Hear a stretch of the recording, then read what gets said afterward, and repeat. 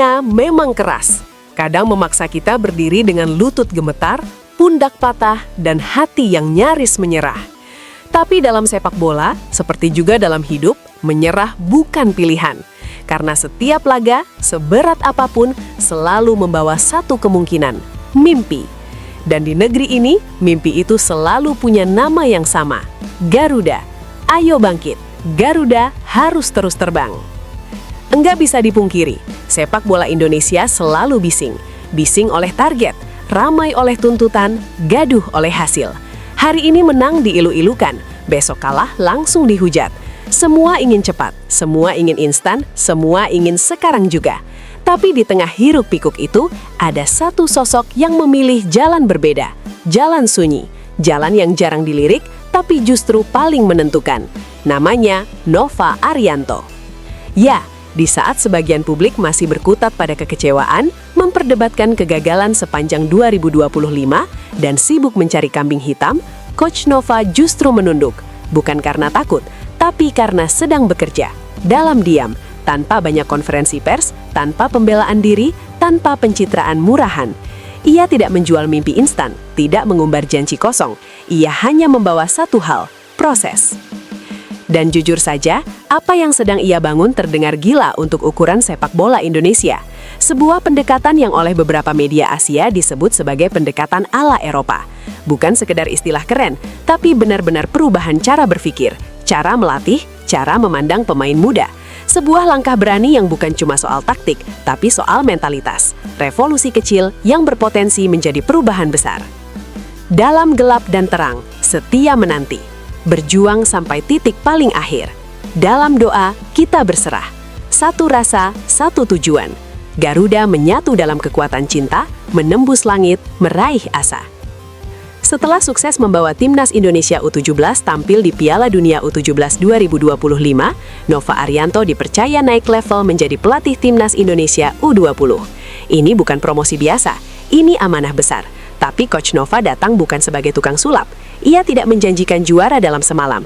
Ia tidak berkata, tenang, semua akan langsung beres. Tidak, karena ia paham, sepak bola bukan sihir. Sepak bola adalah akumulasi kerja panjang.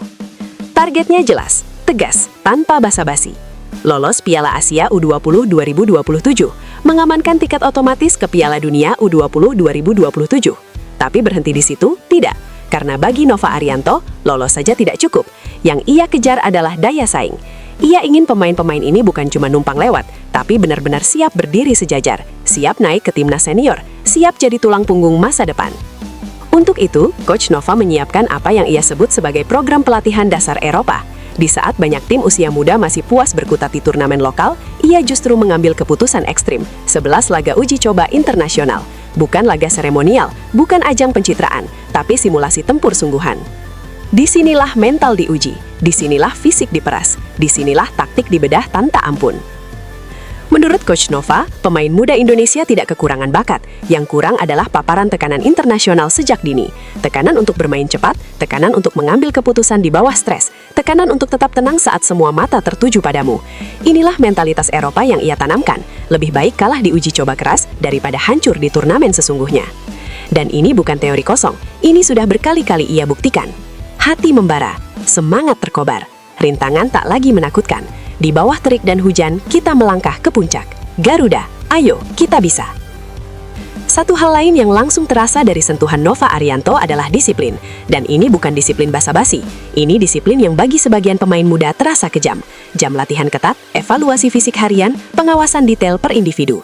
Bahkan basic skill paling mendasar tidak luput dari perhatian. Kontrol bola, passing, scanning, pengambilan keputusan, positioning tanpa bola. Hal-hal kecil yang selama ini sering diabaikan, kini dibedah satu persatu. Karena bagi Coach Nova, detail kecil adalah fondasi besar. Ini bukan kebetulan, ini hasil dari perjalanan panjangnya sebagai pemain, lalu asisten Shin Tae-yong. Dari sana ia menyerap metode, intensitas tinggi, perhatian ekstrim pada detail, hingga pengelolaan nutrisi dan gaya hidup. Latihan tidak berhenti di lapangan, sepak bola adalah cara hidup. Langkah ambisius lainnya datang dari kebijakan seleksi. Coach Nova membuka pintu seleksi besar-besaran, termasuk untuk pemain diaspora.